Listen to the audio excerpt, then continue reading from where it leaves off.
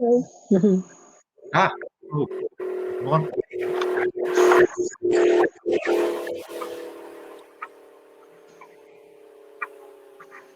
Okay, I think we're expecting all the other speakers to join us slowly. And hi, Lou. Oliver, nice you're still with us. Wow. I've had the costume change.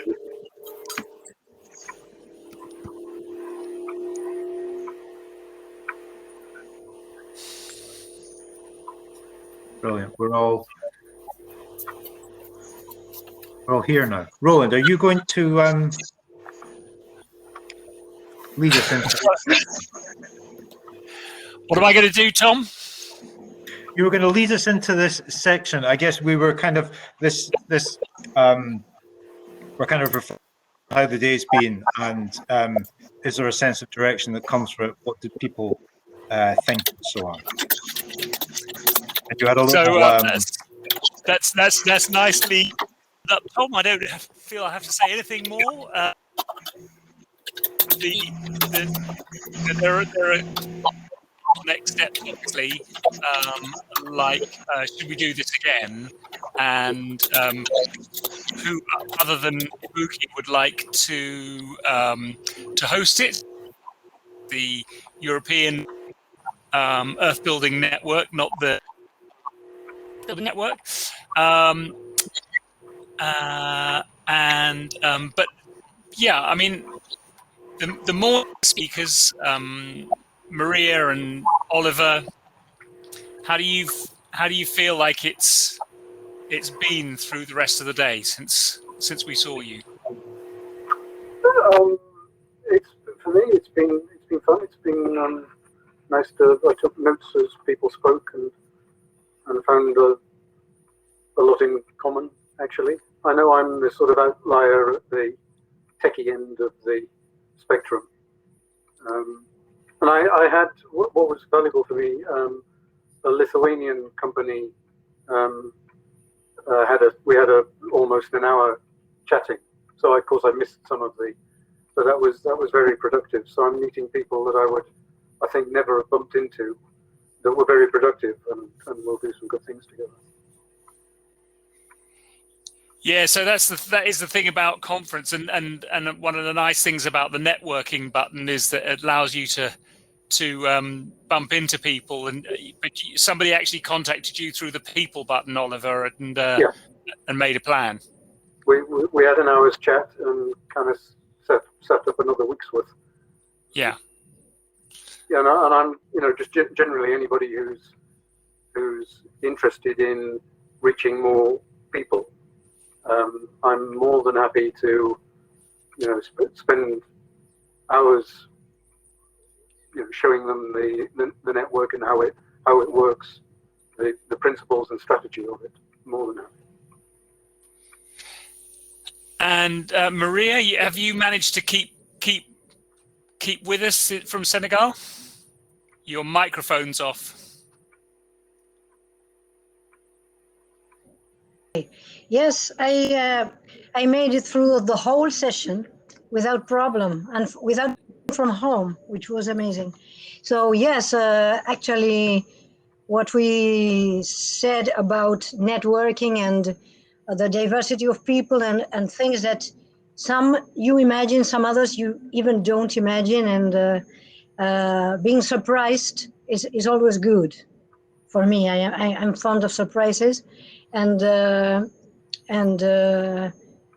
lot of things coming from so different backgrounds are certainly a rich content for everyone, I think. And of course there will be the networking coming from this and taking notes from people saying this and that, and then when we have well swallowed all that and digest, I think we're going to keep in touch with one or the other one, and that's the way we might say that the networking was successful. Now we've got the other two morning or Liddy and Herbert. Any reflections on this morning or the rest of the day?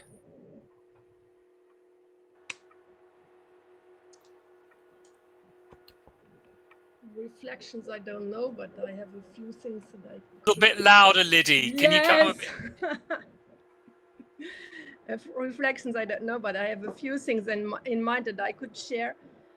The first being that I'm really happy to see how alive is our network, that I have personally put a lot of time in, and most of you speakers too, I know. And so it's good to see the thing. And as I said, network is about net and work. So I would like to invite all the others out there to the table and work. There's a lot of stuff to do. People keep asking about where will they find the videos. Well, somebody will have to put them up somehow and maybe edit them and collect them and tag them and categorize. And this is all free work. So Raoul, maybe you're going to do it, but if there's people out there who want to help us with this kind of jobs, just tell us. That's just one piece. There's many more of work, much more work. But my other keyword would be together, because I feel we are together and we keep going together. So that's great.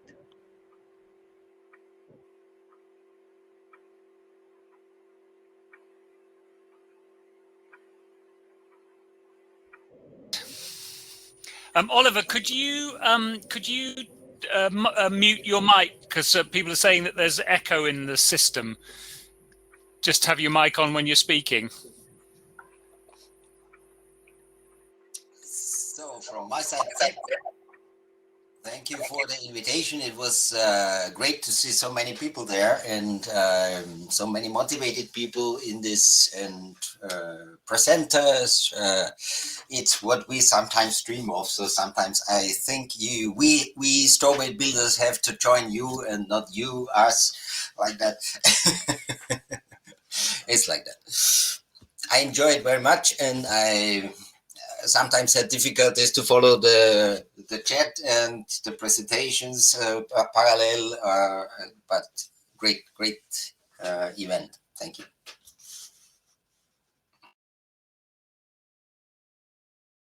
Herbert, whether you're joining us or we're joining you, how are you feeling about joining together? Have you any thoughts about whether we should be a loose association?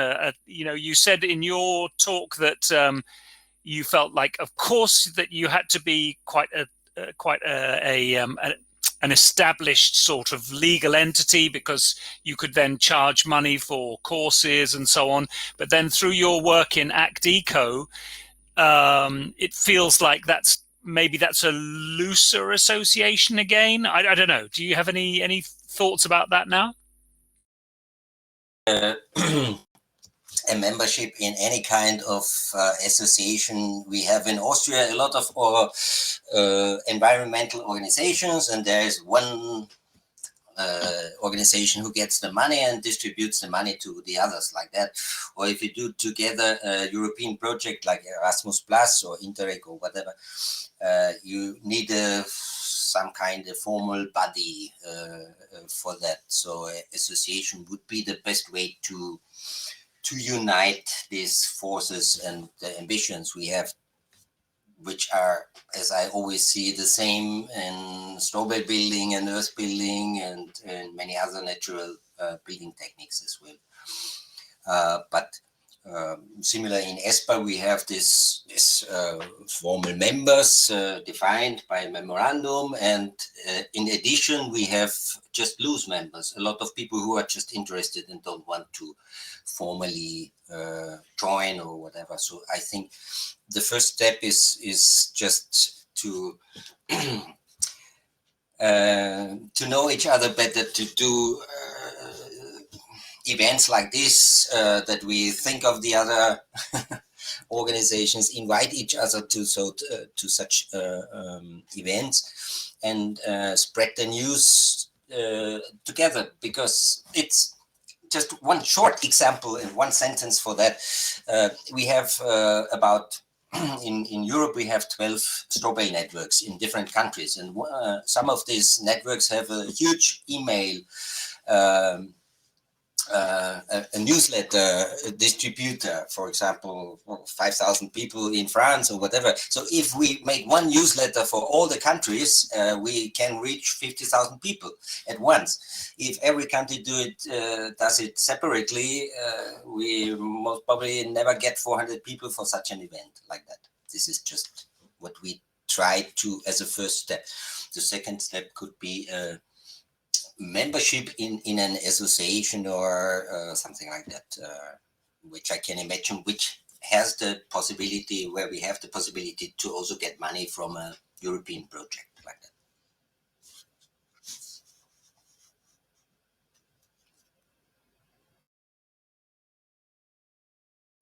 that. Yeah. The European project, how we would love it.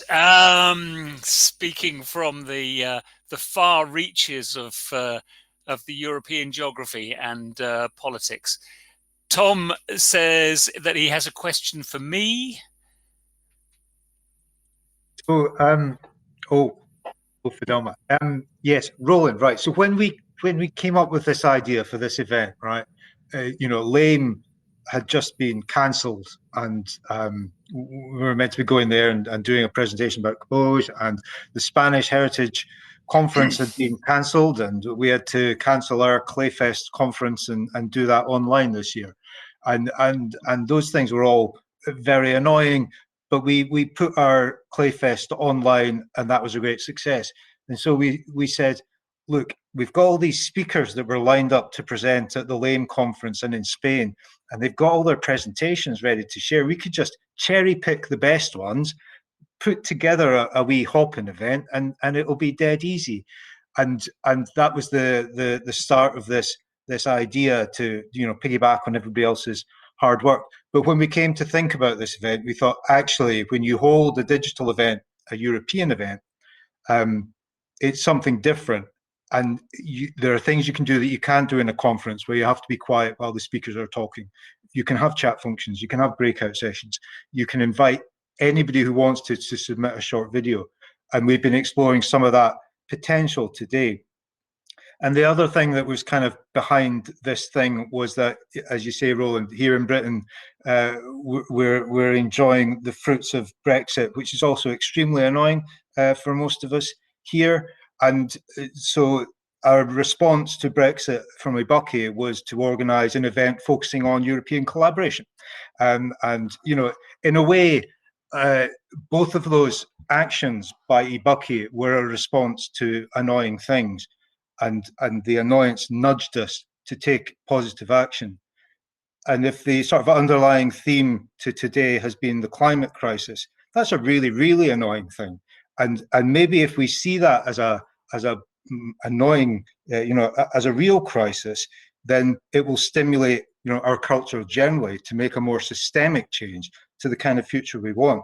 So my question is this: should we be actually following the sort of Extinction Rebellion thing and promoting the crisis as a vehicle for cultural change? Or should we, is that just getting a bit too excited about things? I guess Lydia will also have a view on this.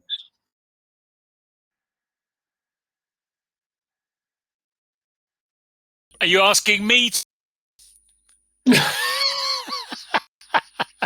It's quite a big mouthful, that. I mean, I do feel that we need to be more, we need to push things a little bit further. And there's with Clayfest and with our conferences generally, there's always been a bit of a tension between having builders who are not academics and don't have bibliographies in the back of their papers, but can tell you an enormous amount about skills and knowledge, and that more formal approach.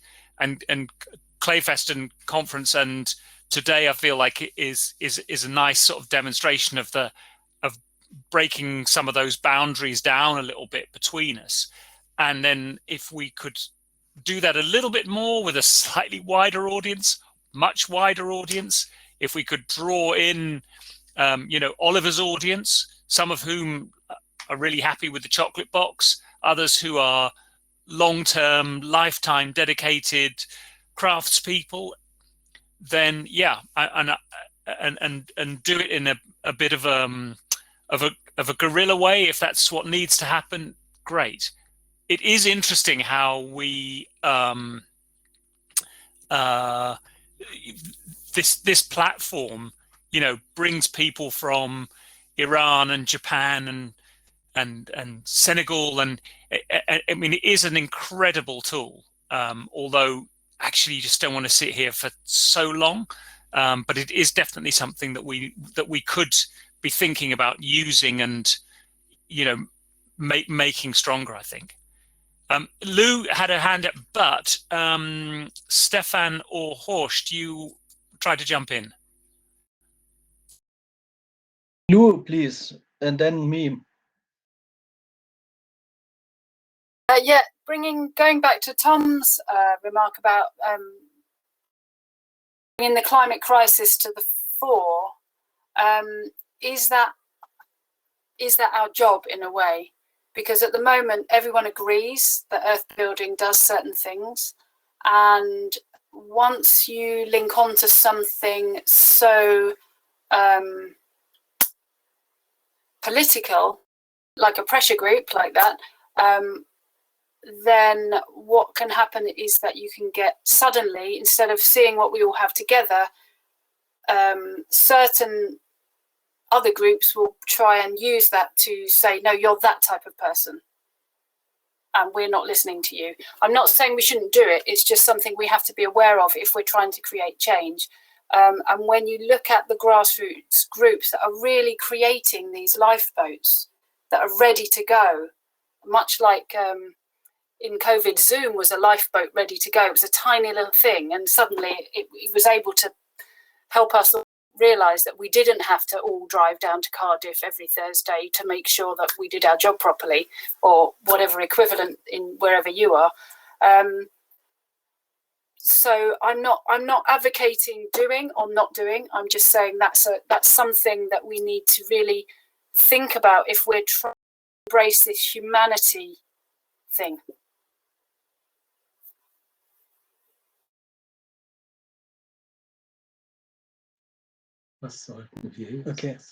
Okay. Can I continue? To your question, Tom and Roland, I just would, or I have to say, the crisis is there. We are not, this Extinction Rebellion and Fridays for Future are really reacting on this climate crisis. So that's why it's not the question if we believe or if we follow this extinction and other radical developments, because they just react on the climate crisis. So any development against this is important for us. We have to follow also this approach as well as the conventional approach to walk through the institutions, as we say in Germany. You know, we have to walk through the institutions to make it legally and stuff, but this is not the only way. We also have to follow this, more radical ways. You know, any approach is welcome and is important to strike this climate crisis. Herbert, you put your hand up. Becky also, I think. No, okay. Just one sentence.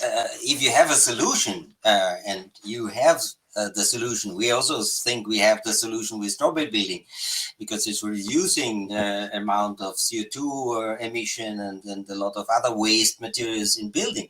So if you have this solution, naturally you talk about and focus on climate change as a solution.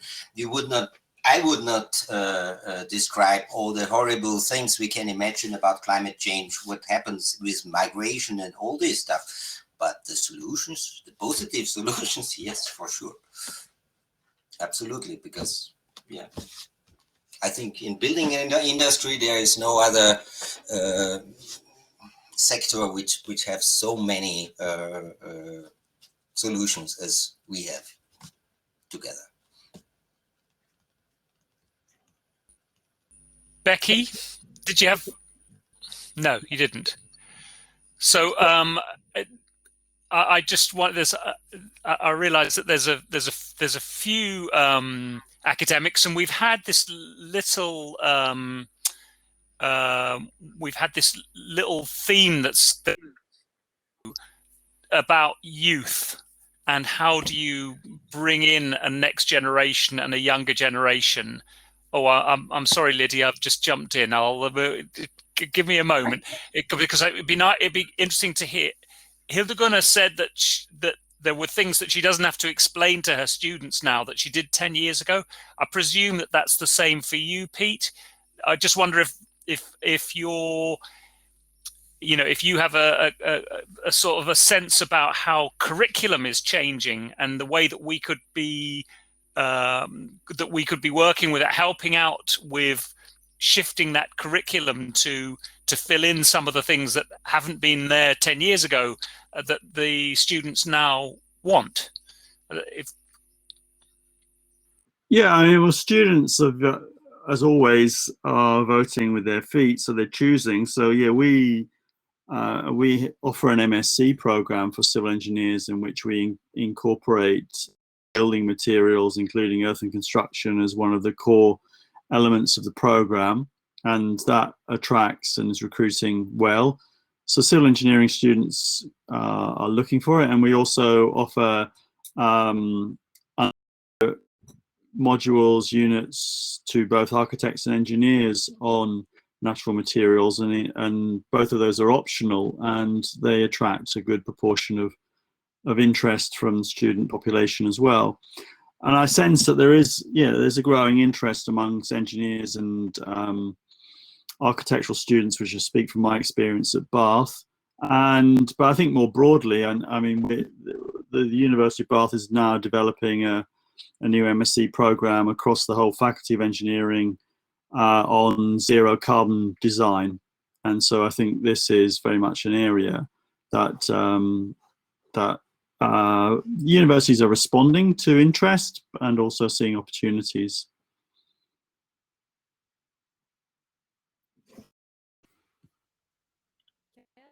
Hildegard, you were nodding. Yeah, no, it's I definitely. I mean, I can't hear you. You can't hear me. No. Can't hear me. You really faintly, so like you're obviously your mic's on. Just I don't know, go up. Okay, bear with me. No, can't hear you. She just said to bear with her. So Liddy, why don't we hear what you wanted to say about the previous point while she's going to try some work out. I tried to speak loud. So it was about the crisis and us doing something. And Roland said to push more, and I would say the same thing, but in the opposite direction, of course. But I think we can do both.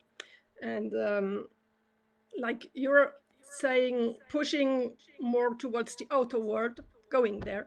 And I say push more towards the inner world, because I really believe that if we understand it only as a crisis and humans being greedy and stuff like that, it will not get us anywhere. And we have to go to the root of what's going on inside of us. What's the destructive behavior? What's the root of this destructive behavior? And we know this. I have said it in the JUMP project to a few of you already. We know in psychology how this works, self-destruction, and we do it on a collective basis. And the keyword here is trauma, and it's collective trauma, and it's very old. It's in our bodies, in our brains, in our cells, and we have to deal with it. Otherwise, we will continue to do all these weird things and war and all of this stuff. And that's the other way where I am ready to push towards, and not be afraid anymore of addressing certain subjects that are not so familiar and maybe more sensitive, of course, more sensitive. And so Roland, you talked about the gorilla, but I like the gorilla picture, because I mean, our animal part is sometimes we are afraid of it, but it's also a solution, because it's our sensitive part. It's what I said, you think about the gorilla mama and how she takes care of her baby, and we're not able to do that in our hospitals, and we're not able to do many of these things we should be able to do just because we forgot or we didn't want to know about them anymore. So yes, push and push outwards and push inwards.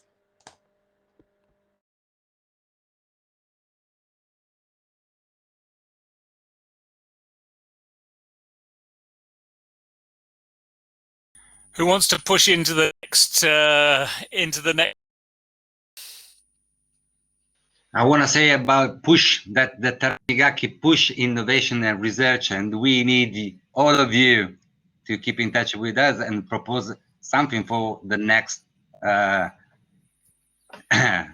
Taramigaki that will be on September, about pushing, because it's not a museum, it's not some kind of stopped things, but is something that is really dynamic and permeable, as the experience with the Ebuki has demonstrated. And so, to all or anybody, is this a useful format? Should this happen quarterly, every 6 months, once a year? Should it be focused on a topic, a particular topic, or is it better to have this wider conversation? Any thoughts about that?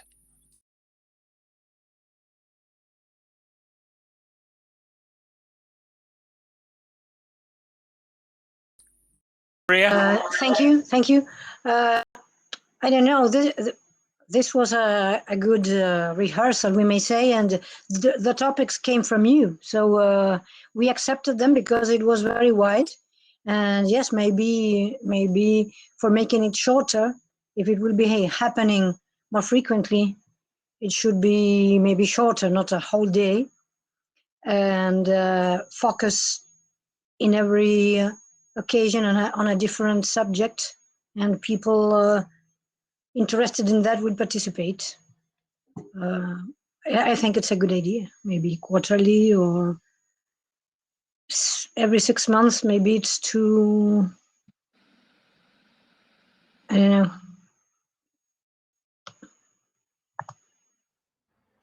know. I think Morgan put into the chat a feedback form. It would be good to get the views of the audience on this as well, I think, and then we can kind of digest that and think after the event where we go from here. Roland, you were going to do a bit of magic with words. Is that still technically within our competence, or?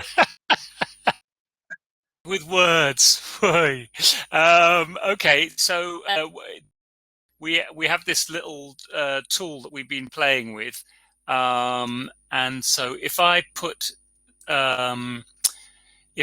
this link into the chat and you click on that, and then I share my screen, then you'll see that you can, if you could just word as a response to this poll. But now I don't think it's not Morgan. It's not allowing me to share my screen, so maybe this is not.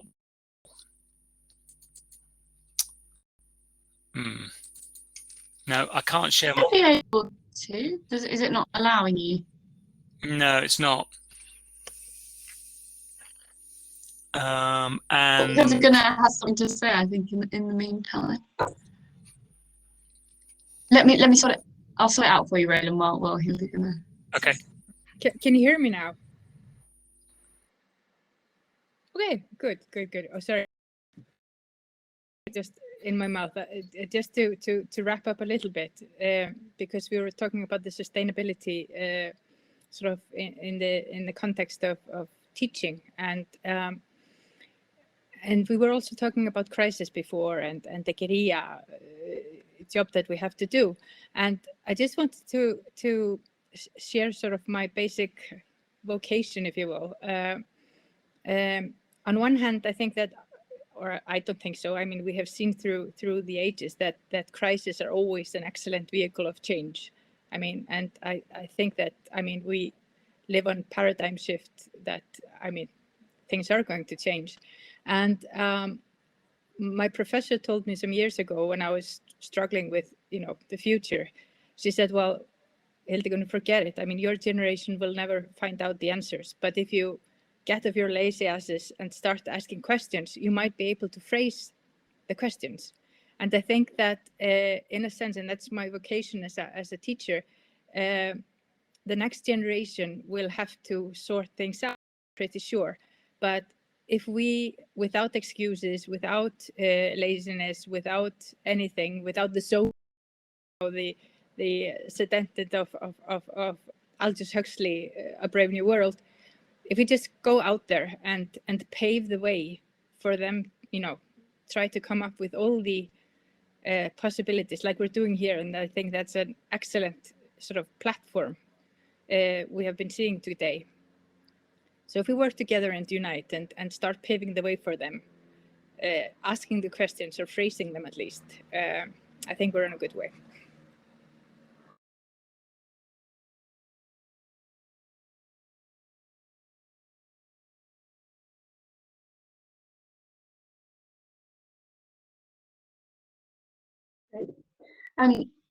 Yeah, no, great. Roland, if you give me access to it, I should be able to share my screen. I don't know if if you've got a login or anything, if it's that complicated. And all the audience as well. It's not like a hyperlink, you can't click it, but you can copy and paste the link that Roland sent into another browser and then you can use it.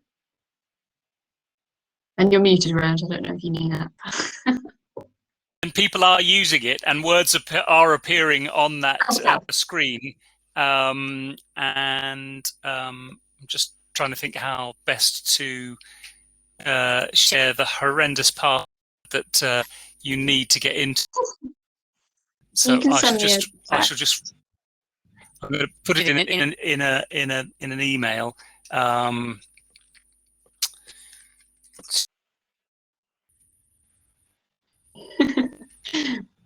There were some people talking about different groups in the chat, and this is something that I've found as like a general problem among as students trying to promote sustainability in general. That's my main focus. So not focusing specifically on Earth. Is there so many little groups, even within my university, who are passionate and who have made their own organisation about promoting sustainability in this circumstance. So so many different ones that don't talk to each other, don't know each other exist. And so I think someone's mentioned in the chat something about Architects Against Climate Change, which is one group, and I've seen a group called Architects Declare a Climate Emergency. So I don't know if anyone has anything to comment on how to get all of these different people who clearly have the same agenda and passion, and how you get them to know about each other and work together. The big networking.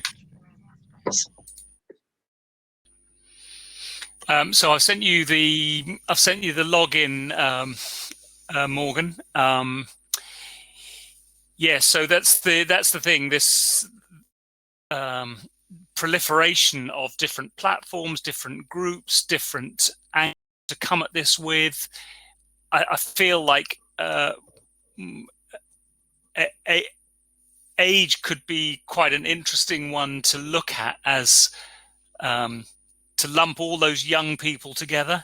And I mean, I feel like a lot of what's been happening with Earthbuilding Europe and the Straw Bale people and Oliver and is that we're sort of trying to set up structures to make the crisis have a slightly softer landing, but it's really a question of whether those are tools which are relevant to people now to pick up, and how we might encourage them to look at those tools and think about what they contain, what's useful in them,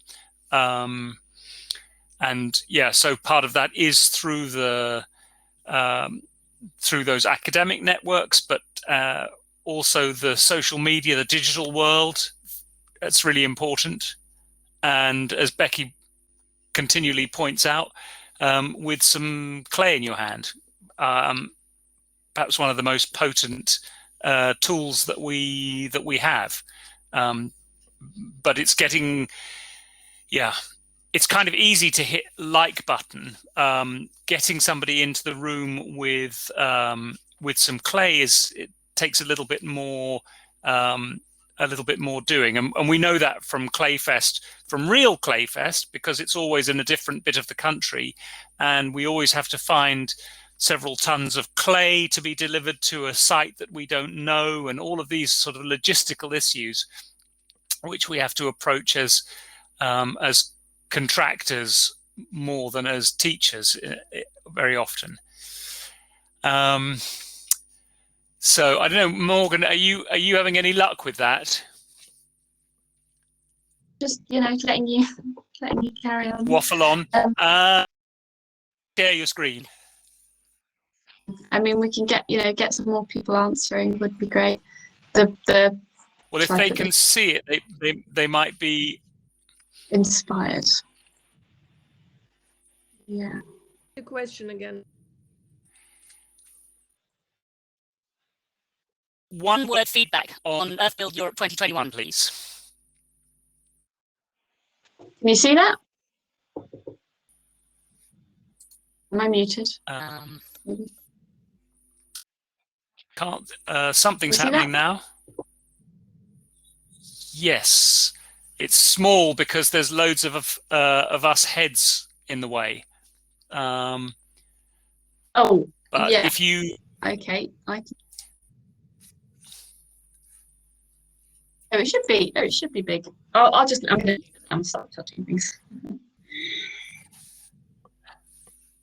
But whatever words get put in more than once, the words get bigger. And the word that's there right now that I can see is inspiring. So that's good. I feel like that's, if we've just caused a little bit of inspiration today, then that is that's a good thing. So we're coming up to 5:30, which was our sort of target for closing of formal ceremonies.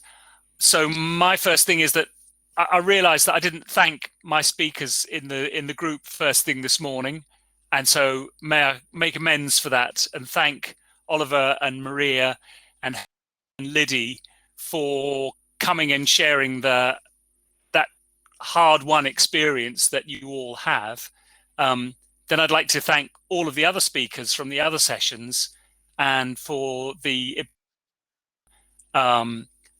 and it kind of we're very happy that we've got Morgan up on the stage here, giving us a little bit of feedback from her perspective, because she's the university level person in our group, and she basically makes all of this happen technically. All of the speakers have had a technical session with her to make sure that they can get on and use the technology, and also to say that, so just to say it again, we're going to send you a feedback form on the emails that we have for you, and we'd really hope that you could fill that form in for us to give us a sense of how the day has been, and if there are things that you would change or add or take away. Yeah, there's a little. I left a long, an open one right at the end. So just anything you have to say about the event, we really appreciate. We'd really appreciate that. So we're going to send that out on an email. You will get the link to the YouTube page, and you will have to wait. And at a certain point, I will stop answering politely people to say, when is it? Where is it? Which is kind of what happened last time. In the meantime, there is still the networking button. And when I've finished waffling on here, I'm going to go and hit the networking button. I've got some liquid aid to help me with the networking button on whoever it might be that's there, to have a little conversation after we stop here. And finally, to thank you all again. And if you want to run an event like this and you'd like a bit of help, then we're more than happy to help with that. Tom, have I missed anything? Are there other things to say? Does anyone need to quickly put their hand up? Liddy. Okay. Yes, please, because this poll everywhere can only take 40 words, and there's still 112 people online, and I don't think it's fair. So please take 5 seconds, everybody, and say a word, an image that comes to you that illustrates what's there right now for you about this day, and put it in the chat. Thanks. And that's our closing, maybe together, not just the speakers.